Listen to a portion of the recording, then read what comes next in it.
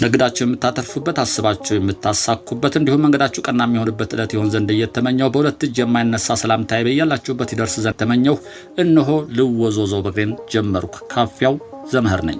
ቻናላችን ቤተሰቦች ላይክ አድርጋችሁ እንድትጀምሩ አበረታታለሁ። አዲስ ለሆናችሁ የሰከንድ ተግባር ነውና ሰብስክራይብ በማድረግ ቤተሰብ እንድትሆኑ በታላቅ አክብሮት ጋብዛለሁ። አሁንም ቀጥታ ወደ ዝግጅቱ አልፋለሁ። እናንተም እስከወደዳችሁ ድረስ ተከተሉኝ። እነሆ ልወዞዞ በግሬ ወኬንድ ቶክ ዛሬም ተጀምሯል። እንግዲህ አንድ ወንድማችን ባሳሰበን መሰረት የጎላ ሚካኤል ቤተክርስቲያን ወንዝ ዳሩን ሲጀመር አሳይተናል። ምን ደረጃ ላይ ነው ያለው? እባክህ ካፊያው ዞር ብለህ ብኛል። ይኸው ጀምሬዋለሁ። ህይወት እንደምታዩት በዚህ መልኩ ነው። ውስጥ ገብተን እናዋለን። የፊት ለፊት ኢሚግሬሽን ነው። ታስታውሱታላችሁ። በተለይ ወደ ውጭ ወጣችሁ እችን ደጅ በተደጋጋሚ ረግጣችኋታል። ይሄ ደረጃ መውጣጫው የኢሚግሬሽን ነው። ይሄ እንግዲህ ወደ ጎላ ሚካኤል የሚወስደው መንገድ ነው። እኛ ግን በቀኝ በኩል ያለችው የወንዟን ዳርቻዋን እያየን ምን ይመስላል፣ ምን ደረጃ ላይ ደርሷል የሚል ባለፈው እንግዲህ ከዚህ ቀደም አሳይቻችኋለሁ። አንድ ወንድሜም እንደመለስ ብለህ እስኪ ያሳየን ብሎኝ ነው። ይሄ እንደምታዩት የለም ነበር ለእግረኛ መንገዱ ያኔ። አስፓልቱም እንደምታዩት ነው። አስፓልት የሚባል አይደለም፣ የፈራረሰ ነው ወደ መንደር የሚያስገባው።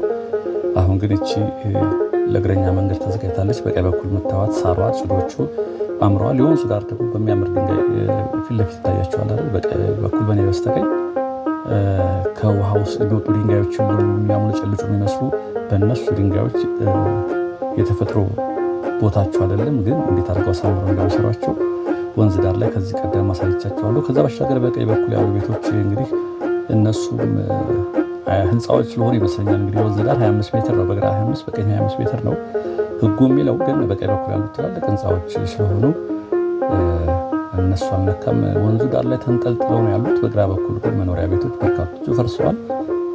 ይሄ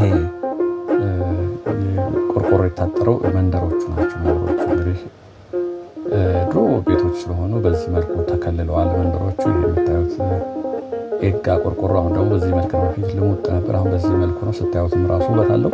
ይሄ እንደምታዩት እንግዲህ መብራቶቹ በ2 ሜትር ይሆናል ርቀቱ። በዛ ርቀታቸው በዚህ ኢንተርቫል ነው ወይ 2 ሜትር ወይ ሜትር ከምናምን በሱ ርቀት ላይ ናቸው። ምሽት ላይ እንግዲህ ይደምቃሉ ማለት ነው። አንዳንዴ እንደውም ዛፎችም ካሉ ዛፎች ላይ ኤልኢዲ ላይቶች አሉ፣ እነሱ እንደዚሁ እናያቸዋለን። ይሄ እንግዲህ ሰው ወኮ ሰው በዚህ አቋርጦ ወደ ላይ መሄድ ይችላል ማለት ነው። ሳሩ ቆስት ጠይቀው በየቀኑ ነው። አንዳንዴ ሳሩ በየቀኑ ይጠጣል፣ አንዳንዴ ደግሞ አንድ ቀን አልፏል። ይሄ እንደውም ጥሩ ነው። ሌላ ቦታ አንድ ቀን አልፎ አንድ ቀን የሚጠጡት ሳሮች ይሄ መሀል ላይ እንደሚታይሽ የደረቀው የለም እንደሱ ይደርቃሉና ፀሐዩ ጠንከር ያለ ነው የሚለኝ። ይሄ እንደውም በየቀኑ ያጠጣሁት ነው። አዲስ ናቸው መብራቶቹ፣ ግን አልተከፈተም ላስቲካቸው። እንግዲህ እንደምታዩት ነው። በቀኝ በኩል ይታያቸዋል ህንፃዎቹ። እንደውም አንዱ የወዛጋ ወንዙ ጋር አብሮ የተሰራ ነው። ቀደም ሲል የነበሩት እንግዲህ ወንዝ ዳር ቤቶች አብዛኞቻችሁ ታስታውሳቸዋላችሁ። ይሄ ሁሉ ቤቶች ነበሩ። ቤቶቹ አሁን ካጥሩ ወደዛ ያለው ቤቶች ናቸው። ወንዙ ዳር አስታኮ መጸዳጃ ቤት፣ ኩሽና እንደዚህ ይሰራ ነበር ቀደም ሲል። አሁን የወንዝ ዳር ያሉት አብዛኞቹ እየተነሱ ነው። ግን እንደዚህ አይነት ደግሞ አሁን ትልልቅ ህንፃዎች ሲሆኑ በእርግጥ ፍሳሻቸውን ወደዚህ ይልካሉ ማለት አይደለም፣ ግን እንዳሉ ናቸው እነሱ። ልወዞዞ በግሬ ወኬንድ ቶክ እንግዲህ አንዳንዶቻችሁ አስተያየታችሁን እየተቀበልኩ ነው። የመነኗ ትንሽ ታገሽኝ። መነን በተደጋጋሚ ስላሳየሁት በጀርባም ፊት ለፊትም ስላሳየሁት ለዛ ነው እንደማሳይሽ ተስፋ አለኝ። ትንሽ ታገሽኝ። ኮሜንታችሁን ሁላችሁንም አነባለሁ። ሁላችሁንም በአንዴ ማስተናገድ ስለማልችል ትንሽ እንድትታገሽ ነው። ሌሎች አስተያየትን እቀበላለሁ። የክራሯን ብዙዎች ክራሩን ብቻ የሚወዱ ሁሉ አሉ። አንዳንድ አስተያየት ደግሞ ክራሩ ትንሽ ይረብሻል፣ ፍካታዊ አይደለም፣ ድቀታዊ ነው፣ የሚያሳዝን ነው እና ትንሽ ተስፋ ሰጭ ፍካት የሆነ ክራር ቢሆን ያላችሁኝም አላችሁ። እንዴት እንደማስታረቀው አላውቅም። እንግዲህ በጣም ክራሯን ደግሞ ይወደዋሉ። ክራሯን እንደውም ክራሯን ከየት ነው ያገኘኋት ያላችሁ በነገራችን ላይ ተከፍሎ ይሰራሉ። ትከፍላላችሁ። ለአንዲት ደቂቃ እያራዘ 1 ደቂቃ ያሞላል። በሰከንዶች ነው እያራዘማችሁት ነው። እንደሱ ነው። እስኪ እንደዚህ አይነት ለማሰራት ሞክራለሁ። ይኸው እንደምታዩት እንግዲህ እዛ በኩል ያለው ይሄ እንግዲህ ከሰይጣን ቤት ወደ ታች ስትወርዱ ያለው ጀርባ ነው። ቴዎድሮስ አደባባይ ማለት ነው ሰይጣን ቤት የምለው።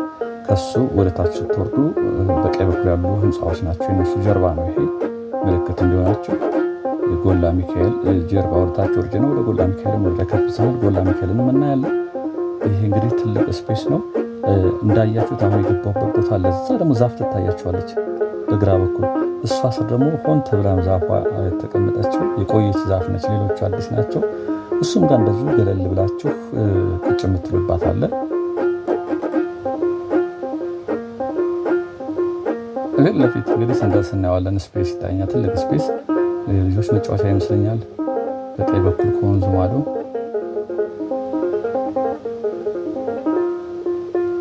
እዚህ ጋርም ገባ ብላችሁ ቁጭ የምትሉባታለች።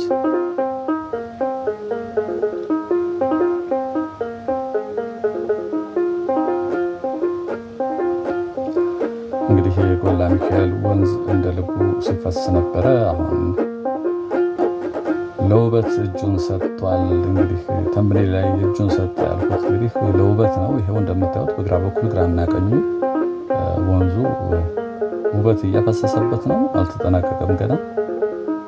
ባለፈው እንግዲህ እዚህ ጋር እየተቆፋፈረ ነበር ስናይ የነበረው ሳሳያችሁ የነበረው። ቤቶችም እየፈራረሱ ነበረ። ቤቶቹ መሀል ላይ ነበር ያለፉት አሸዋው ምኑ ተደርድሮ። አሁን ቤቶቹም ተነስተው አልቋል። ይሄ አጥሩ የምታዩት መንደሮቹ ናቸው እንግዲህ በግራ በኩል ያለው። እዛ ጋር ድልድይ ያለች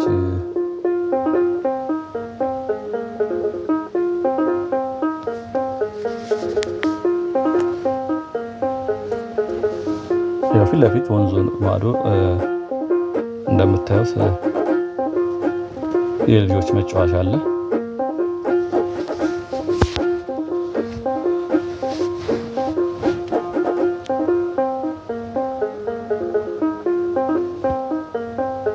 እንግዲህ ጎላ ጀርባ ፊት ለፊት የሚታያችሁ አጸድ ዛፎች ያሉበት የጎላ ሚካኤል ቤተክርስቲያን ያለበት ነው። እንግዲህ የጎላ ወንዝ ዳርቻ ነው።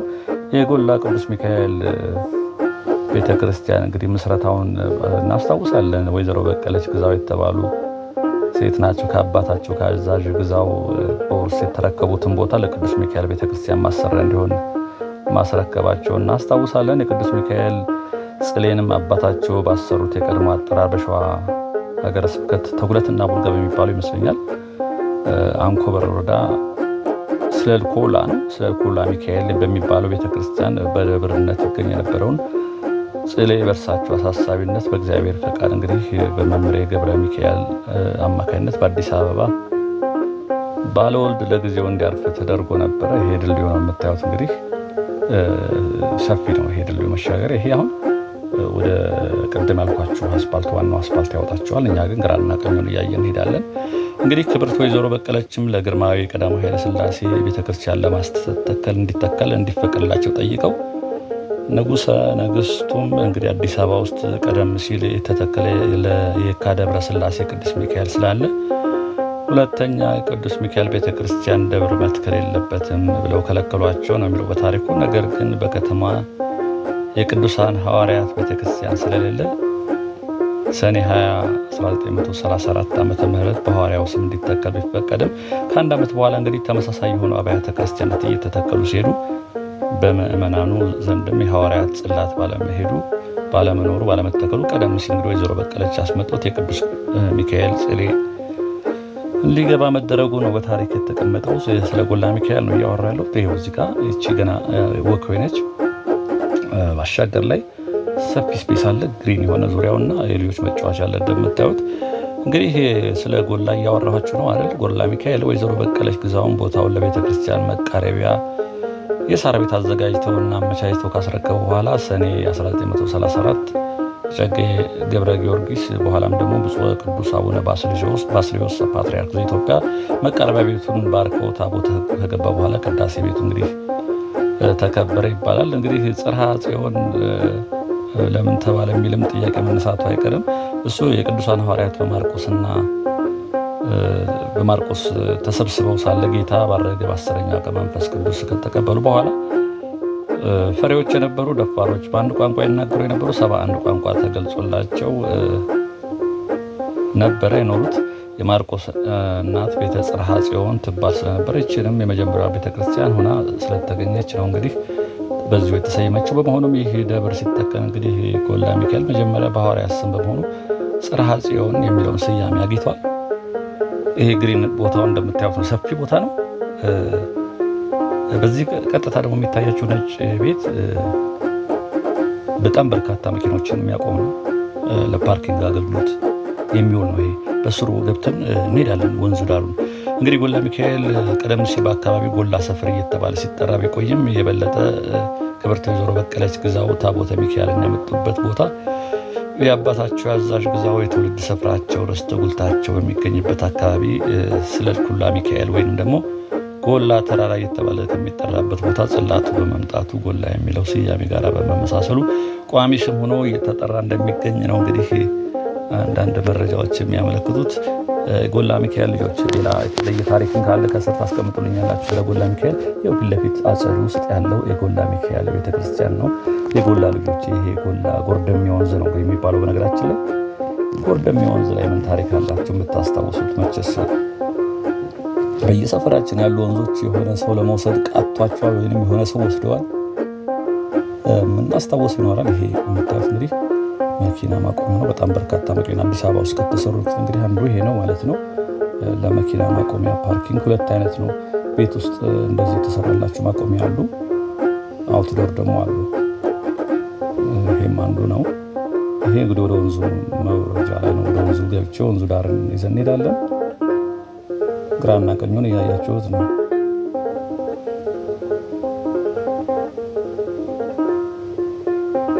የቀደሙት ዛፎች ደግሞ በጣም ያማምሮቹ እነኚህ ጥላ ሆነዋል። እነሱ አሁን የቀደሙት የቆዩት ዛፎች ይሄ ፊት ለፊት የምታዩት በግራ በኩል ቀደም ያሳየኋችሁ እነኚህ የቆዩ ዛፎች ናቸው። ጥላችሁ ራሱ ደስ ያለም ስራችሁ መቀመጥ እንደዚህ እዚህ ጋር ራሱ ስትሆኑ የሚሰጠው ትንሽ ስሜት ለየት ያለ ነው። እንግዲህ በተለይ ፀሐይ ሲሆን እንደዚህ ስር አረፍ ማለት ከዛ ባሻገር ደግሞ እንደዚሁ ተብሎ የተሰራ ደግሞ ልክ እንደ በመድረክ ግማሽ ሰርክል የተሰራ ይኸው እዚህ ጋር ደግሞ እንደ መድረክ አለ መቀመጫ።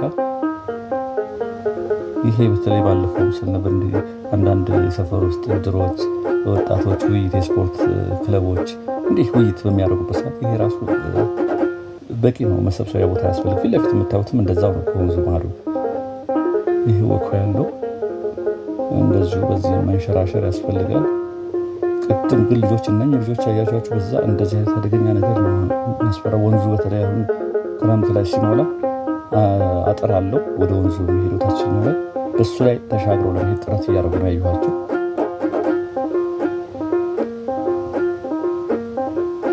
ልክ እንደቀደሙ ደግሞ እዚህ ጋርም ታያላችሁ እንደዚህ። ይሄ ደግሞ ቻሚኒ ነገር ነው መስሎ ይሄ ትልልቅ ቤቶች ውስጥ ያሉ ድሮ ቤቶች ቪላ ቤቶች ቻሚኒ ነው ቻሚኒ መሰለኝ የሚባለው እሳት በዚህ የያዝና ቤቱ እንዲሞቅ የሚያደርጉበት ዘዴ አለ።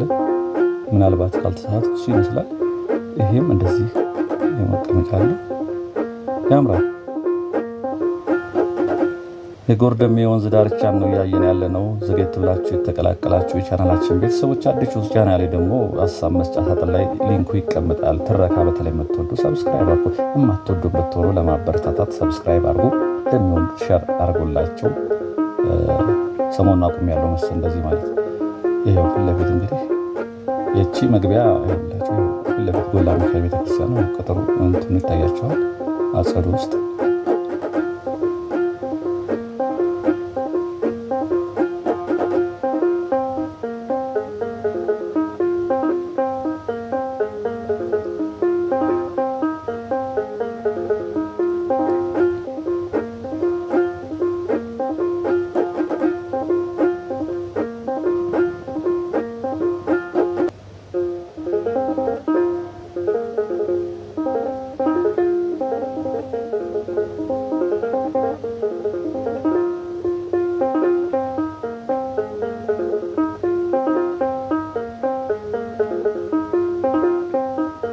እነኚህ እንግዲህ ፊት ለፊት የምታዩዋቸው ይሄ እንግዲህ አንዱ ደግሞ ወደ ቤተክርስቲያን የሚያስገባ ይመስላል። ቅጭም እንደለምዷ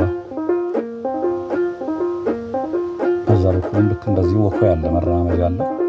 እዚህ ፊት ለፊት የምታዩዋቸው የቆዩ ዛፎች በቀኝ በኩልም በግራ በኩልም አሉ። እነዚህ ድሮዎቹ ዛፎች በጣም ያማምሩ ናቸው። ጥላ ሆነዋል። እንግዲህ የቆዩ ናቸው። እድሜ ጠገብ የሚባሉ ናቸው። ተጠብቀው ነው የቆዩት። ምንም የሚነካቸው ነገር የለም። አሁን ደግሞ እንደተተከሉ ጽዶች አሉ። ይሄ ሹሹዌ ነው የሚባሉት። እነዚህ ቀጥ ብለው ወደ ላይ ቆሙት። እዚህ ጋር እንደምታዩት እያጸዱ ነው።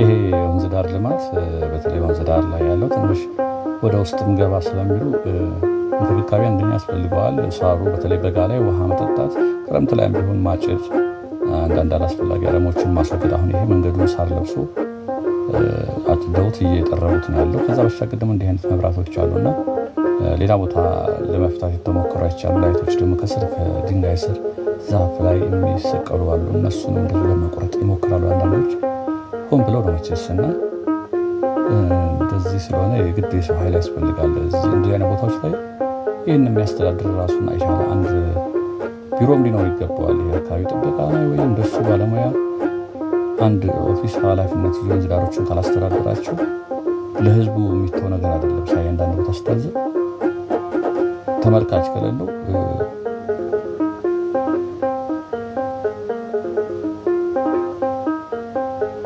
እዚህ ጋር እንደምታዩቸው እየሰሩ ነው። በግራ በኩል ደግሞ አንዲት ያለች ወንዙ ዳር ላይ እንግዲህ ብዙ ጊዜ የተለያዩ ቤቶች ለመዝናኛ የሚሆን አሳይቻችኋለሁ። እኔ በጣም በርካታ እንግዲህ አሳይቻለሁ ከዓመት በላይ ለየት ያሉ ናቸው። ወንዝ ዳር ላይ ደግሞ ለየት ያለች ሲሆን ያች ለየት ያለች ቤት ናት። ያት እንደምታዩት ድሮ እንዲህ አይነት ቤቶች ነበሩ እና ፊት ለፊት በቀኝ በኩል ደግሞ የሚታያችሁ ሜዳ ነው። ዘመናዊ ሜዳዎች ለስፖርት ማዘውተሪያ ለጎላ ሚካኤል ሰፈር ልጆች እንግዲህ በረከት ይዞ መጥቷል። ቦታው በፊት ምን እንደነበረ አላስታውስም፣ ግን አሁን በደንብ ሜዳ ተሰርቶ አጥር ታጥሯል። ወንዙ ዳር ላይ ነው። አርቲፊሻል ሳር ተተክሎላቸዋል። ይሄ እንግዲህ ቅራቅኛው እንደምታዩት አንዱ መግቢያ ወይም መውጫ ነው የሚሆነው። ይሄ የት ጋር ብቅ ያደርገናል? ቴዎድሮስ አደባባይ መሄጃ ወደ ተክለ ሃይማኖት፣ ከቴዎድሮስ አደባባይ ወደ ተክለ ሃይማኖት የሚወስደው መንገድ ላይ ብቅ ያደርገናል ብዬ አስባለሁ። ይሄም እንደምታዩቸው ዛፎቹ ደስ አይሉም?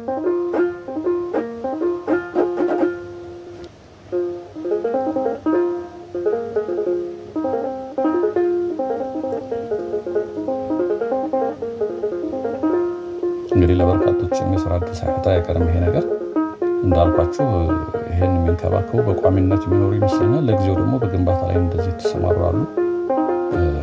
ፕሮጀክቱ ግን በቋሚነት ሰው የሚያስፈልገው በጥበቃ ሳሮቹን በመንከባከብ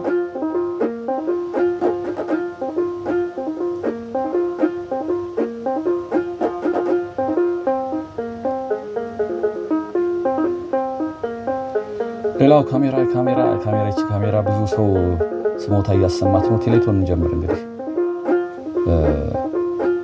ሁለተኛ ካሜራዬን እወዳታለሁ። ይህችን ካሜራ ጎፕሮ ነች። በነገራችን ላይ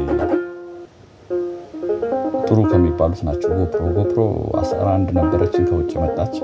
ጎፕሮ 11 እንግዲህ ባህሪዋን ሳላቃት ትንሽ ስራ በዛዋት መሰል እጄ የሚገባው እንደውም ግለቷ ለበለካት ነው። ሞቅ ስትል ማሳረፍ ነበረብኝና በዛ ምክንያት ተበላሸች። እቺኛይቱ በእንክብካቤ እንደውም ቆየችልኝ። አመቱን አትመስል እንደዛ ሊሆናት ወደ አመት የሆናት ነች። አስተያየት እባክህ ካሜራዋን እችን ካሜራ ብትቀይር ደግሞ የምትሉኝ ያላችሁ ይኸው እንዳልኩት ተክለ ሃይማኖት የሚወስደው መንገድ ነው። መኪኖች የሚመጡት ከቴዎድሮስ አደባባይ ነው። ምልክቱ ፊት ለፊት ታያችኋል።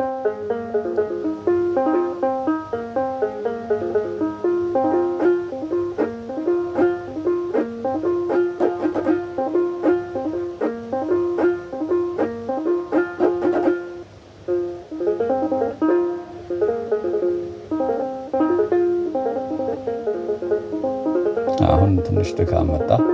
በምን ያስታውቃል? ዳገት ሲገጥመው ነው። እንግዲህ ዳገት ሲገጥም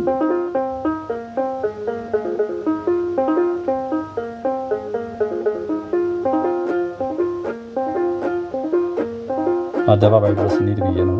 በእርግጥ የሚታይ ነገር ምንም የለም። አደባባዩ ጋር ምን አለ? ያው እንደውም ቅድም የመኪና ማቆሚያ ብዬ ያሳየኋችሁ በላይ በኩል ምን ይመስላል? እዛ ፋውንቴን ይታየኛል። ይሄ በዚህ በኩል እንግዲህ ቅድም በዚህ በኩል መውጣት ይችል ነበር፣ ወንዙን ለማሳየት ነው እንጂ በላይኛው በኩል ቢሆን በዚህ ብቅ ያደረገ ነበር መኪና ማቆሚያው። እንግዲህ መኪና ማቆሚያው አንድም በዚህ መግቢያ አለ፣ በታች በኩል መግቢያ አለ ማለት ነው። ይሄ በቀኝ በኩል የምታየው ቤት ነው። ላይ ፋውንቴኑ ጋር እስኪ ብቅ እንበልና ይሄ ቦታ አሁን ብዙ አታስታውሱት ምን እንደነበረ። እንግዲህ ቴዎድሮስ አደባባይ ፊት ለፊት ያለ ቦታ ነው። ወደ ተክለ ሃይማኖት የሚወስደው መንገድ ላይ ግን እንደነበረ ማስታወሳችን ነው። ይሄ ነው እንግዲህ በታች በኩል ቅድም መኪና ማቆሚያ ያልኳችሁ ይሄ ቤት ነው።